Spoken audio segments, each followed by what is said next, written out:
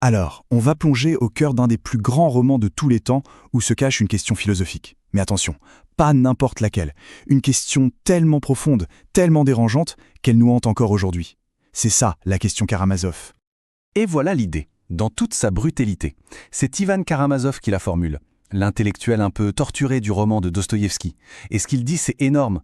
En gros, l'amour, la morale et même notre envie de continuer à vivre, eh bien, tout ça, ça ne tiendrait qu'à un fil, notre croyance en Dieu et en une vie après la mort. Rien que ça. Alors que se passe-t-il quand on lâche une idée pareille dans la nature? Parce que, en fait, le roman, ce n'est pas juste une histoire de famille, c'est bien plus que ça. C'est un véritable crash test psychologique pour cette philosophie. Dostoïevski, il prend cette bombe, il la jette au milieu d'une famille de personnages, passionnés, cyniques, violents, et il regarde ce qui se passe.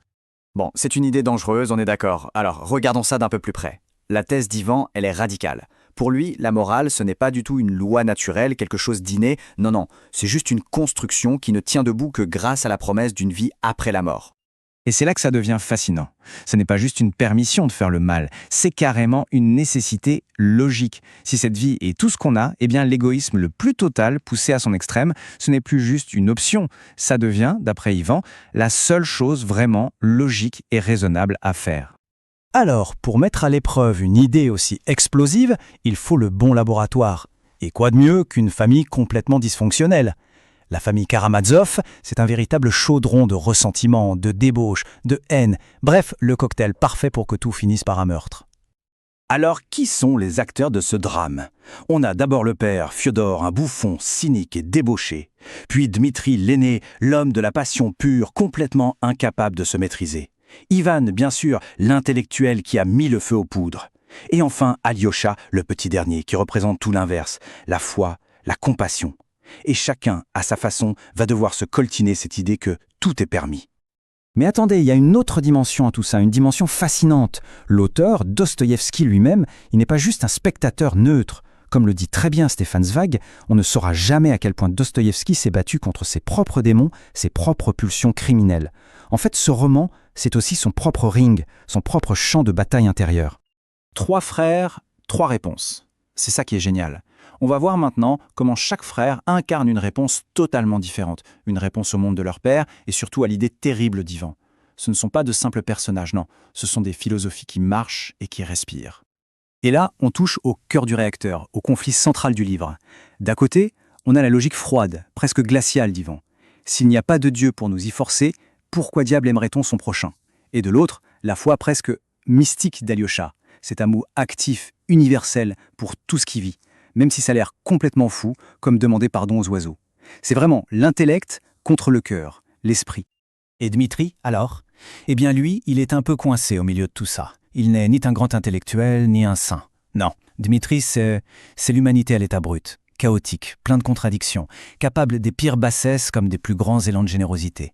C'est l'homme qui espère un pardon tout en sachant qu'il ne le mérite peut-être pas. Bon, on a parlé philosophie, mais les idées, ça ne reste jamais bien longtemps dans les livres. Elles ont des conséquences, bien réelles. Et les conséquences de l'idée d'Ivan, elles vont être terribles. Elles vont transformer une simple théorie, un jeu de l'esprit, en une réalité brutale et sanglante.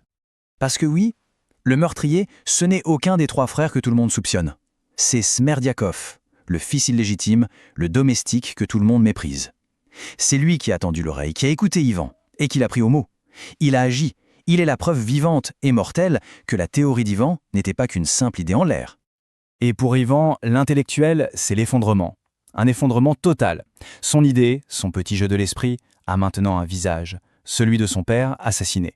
Et la responsabilité morale, elle le dévore de l'intérieur, au point de le faire basculer dans la folie, de le livrer à des visions du diable.